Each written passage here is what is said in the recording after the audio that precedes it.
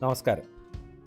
കേരളത്തിൽ എല്ലാവരും കേട്ടിട്ടുള്ളതും അതിപ്രശസ്തവുമായ തിരുവനന്തപുരം നഗരഹൃദയത്തിൽ കാഴ്ച ബംഗ്ലാവിന് സമീപം ഒരു കുന്നിൻ മുകളിൽ സ്ഥിതി ചെയ്യുന്നതാണ് ഈ കൊട്ടാരം. തിരുവിതാംകൂർ മഹാരാജാവായിരുന്ന ശ്രീമൂലം തിരുനാൾ രാമവർമ്മ ആറാമൻ്റെ ഭരണകാലത്താണ് ഈ കൊട്ടാരം നിർമ്മിച്ചത്.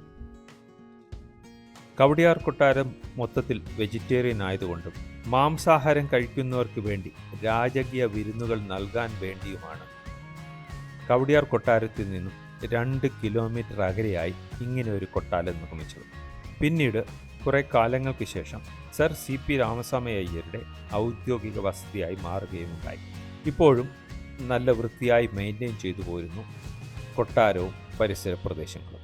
ധാരാളം പരിപാടികൾക്ക് എപ്പോഴും വേദിയാകുന്ന ഒരിടമാണ് കനകക്കുന്ന് കൊട്ടാരം. കൂടാതെ ധാരാളം സിനിമകളും ഇവിടെ ഷൂട്ട് ചെയ്തിട്ടുണ്ട്. തിരുവനന്തപുരം നഗരത്തിലെ അറിയപ്പെടുന്ന ഒരു ടൂറിസ്റ്റ് ഡെസ്റ്റിനേഷൻ അല്ലെങ്കിൽ സ്പോട്ടാണ് കനകക്കുന്ന് കൊട്ടാരം.